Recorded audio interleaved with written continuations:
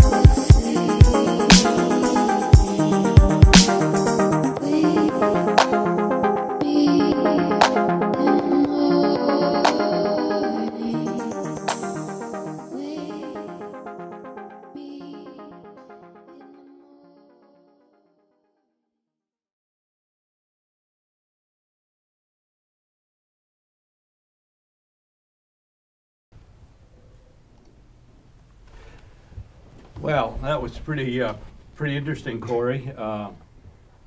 When I went to high school, my notebooks had a spiral binding on them, which sort of dates me, I think, quite a bit.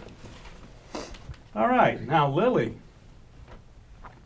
you had quite a sweet tooth in making your video, Guilford Confectionaries.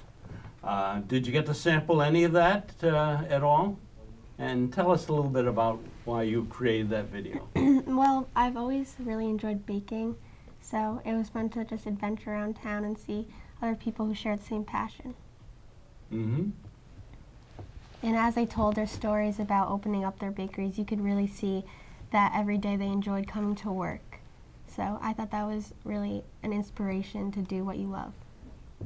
My favorite is the village chocolatier. It seems like when I walk down the street, a hand reaches out and grabs me and drags me in there to get some chocolate on there. Well, let's just watch your video.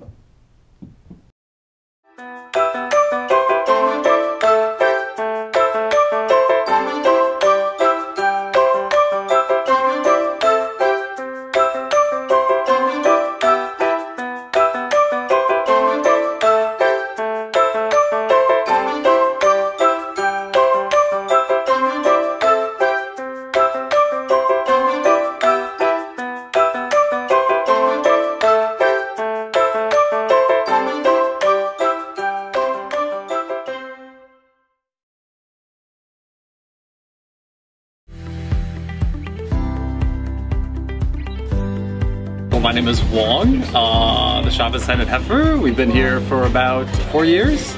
French pastry is how we would generalize what we do. There's a few things that are British, Spanish, all sorts of things, but maybe everything's French in technique. But sort of across the board, tarts, custards, cakes, cookies, breakfast items.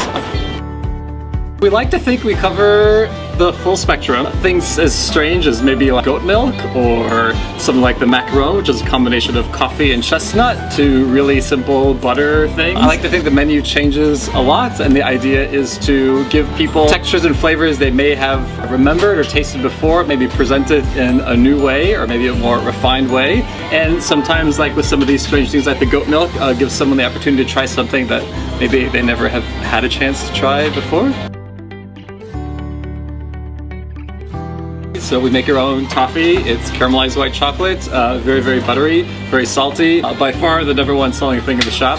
It's a bit of an adventure. I think in terms of food, a lot of the desserts, the preparations, the presentations, they're definitely something new for the area. So, I mean, it's a great chance for people that maybe don't get to travel out of the country or to the city, or get to try something that's maybe not so run-of-the-mill. It's a good opportunity to just stop in and try something that you may not see somewhere else around here. My name is Ingrid Collins, and I own the Village Chocolatier.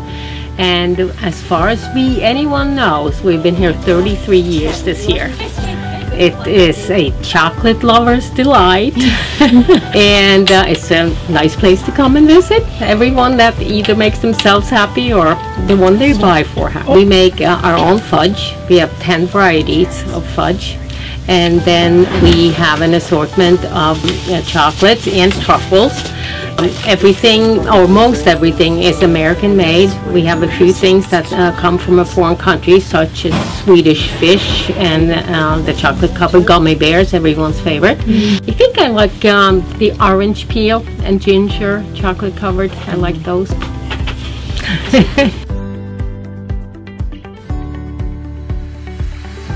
My name is Nancy Purcell. This is Take the Cake. We've been here 25 years. I went to culinary school and I worked in restaurants as a chef for many years, and I was working in a country club and the pastry chef was leaving, so I asked, can I try his job, because he made his own hours. He came in when he wanted, and when the work was done he got to leave. He wasn't there till like midnight on a Saturday night and back in for Sunday brunch.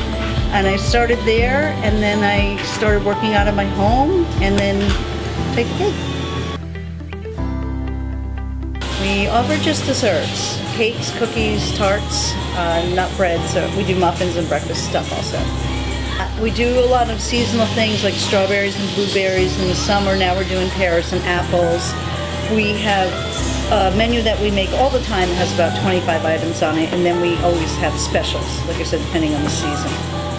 Carrot cake is very popular, and in the summertime we make a summer blueberry cake with fresh native blueberries that we sell out of all the time. It's really delicious. I'm involved in the mentoring program in Guilford, and so I always have a mentor. I have been, I think I'm on my 6th one. We hire lots of local high school kids to come in and help out. We always donate to the community. I'm Nancy Ackerman, and this is 420 Blackbird's Bake Shop in Guilford, Connecticut. I went to art school, so I kind of like creating things with my hands and stuff like that. It's been something that I've always liked doing. We have breakfast item, muffins and scones and pound cake, and then we do cakes and tarts and pie, cookies and bars and lemon souffle, mousses and rice puddings and things like that. Traditionally, I like tarts a lot. We have a raspberry caramel tart that's really terrific. We have a great triple chocolate cake right now that I really love.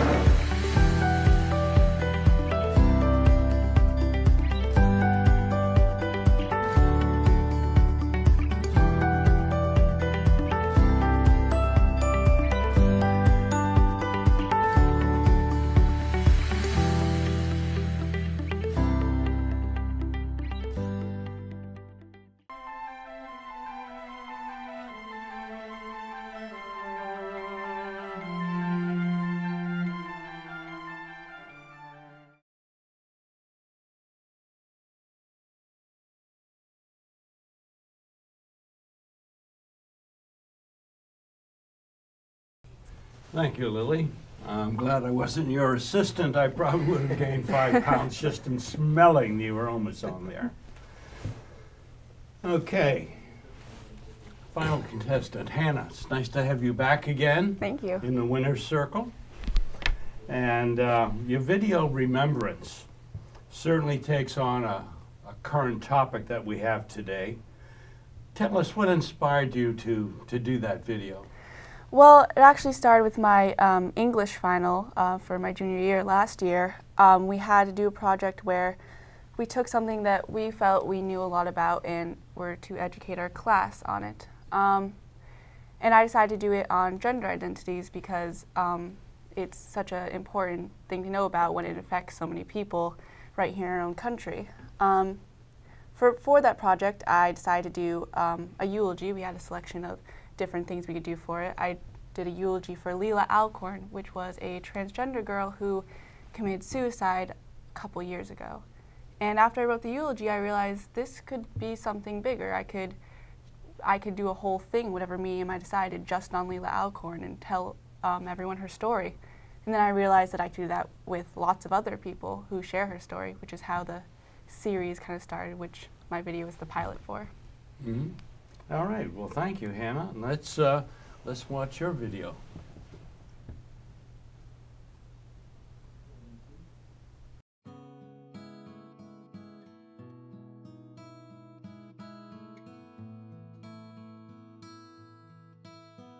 This is Leela Alcorn.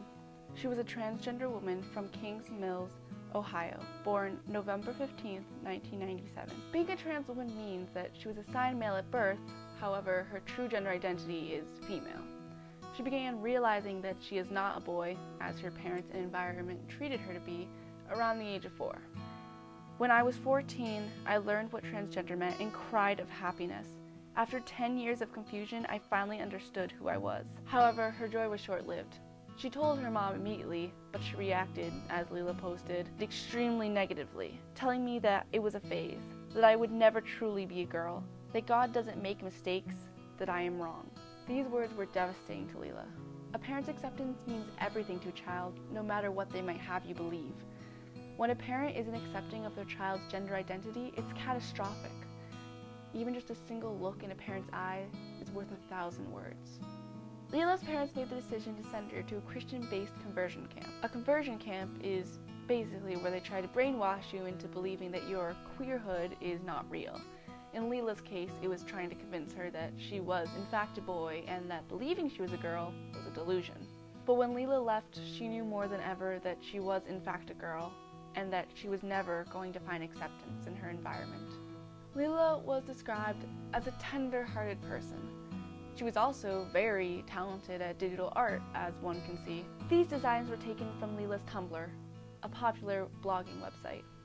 Despite everything, she still wanted to be herself openly, so she devised a plan to come out first to her school as a gay male, so that maybe it could be a stepping stone into coming out as transgender later. Consequently, Leela's online access and all access to the outside world was cut off by her parents. She was taken out of King's High School and enrolled in an online school as a junior. Just months surrounded by no friends, no support, no love. Just my parents' disappointment and the cruelty of loneliness. Leela's biggest concern was transitioning. Transitioning for a transgender person is when you take hormonal medication or cross-sex surgery so that your body fits with your gender. She wanted to take estrogen pills so that her face and her voice could become more feminine, but her parents refused. I felt hopeless, that I was going to look like a man in drag for the rest of my life. On my 16th birthday, when I didn't receive consent from my parents to start transitioning, I cried myself to sleep. On December 24th, 2014, Leela walked 4 miles from her home to an interstate where she was struck by a truck. A little after 2:30 a.m., she died. She was 17. In her suicide note, Leela demanded that her death would mean something. The only way I will rest in peace is if one day transgender people aren't treated the way I was. They're treated like humans, with valid feelings and human rights. Gender needs to be taught about in schools. The earlier the better. My death needs to mean something. Approximately 1.5 people openly identify as transgender in America alone. 41% of people who are transgender try to commit suicide a year. If you don't understand what transgender means, please research it. You have wonderful Google for a reason. And if you do know, please do not be numb to the injustice that transgender people suffer through every day. Stay strong and stay alive.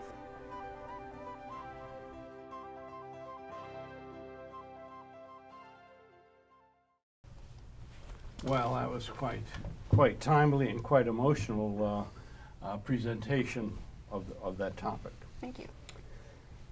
And now comes the time, ladies and gentlemen, where we bite our nails or do whatever we do before we hand out the envelopes. I have before me 3 envelopes. First place, second place, third place. $500, $300, and $200. This year's contest was very tight indeed, which indicates the quality of the video production that we have. What is most important about a video is that it tells a straightforward story, or a storyline as we like to call it. Secondly, we enjoy the stories are engaging and entertaining. And so the envelope, which number 3, goes to the very talented Hannah Aboyski for remembrance. And Hannah, the topic you chose was complex, difficult, social issue. And I think we're just at the beginning of finding a resolution. So it's with pleasure that I give you this check for $200. Thank you.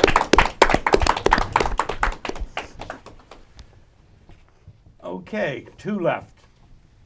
So the envelope with number 2 goes to the guy who gave us an exciting episode about his life another day, Corey. And so here we go with second place. Enjoy that. Thank you. Okay. Maybe apply to a new pair of sneakers or whatever you need. So Lily, I guess you can do the math. I once gave my sister a t-shirt that said, "Eat dessert first, because life is uncertain." I'm sure she would have enjoyed your video. And so Lily, Thank you. Here you go, number 1. Ladies and gentlemen, these young people, these young adults, are our future. They're our future leaders, future business people, and hopefully future film producers. It has been my sincere pleasure to be chairman of the GCTV video contest. However, accolades go to our 5 judges who viewed and scored these videos. Mark Reveau, Matt Lebo, Rob McCool, Zach Turner, and myself. And to the GCTV Board of Directors who supported the program throughout the year. I want to especially thank my comrade in arms, Shannon Gale, who is station manager of GCTV, and who is at my side every step of the way. Congratulations again to our contestant finalists, and thank you for your talent, your creativity, and you brought us some very interesting videos. Okay, this concludes our awards presentation. Ladies and gentlemen, have a great day.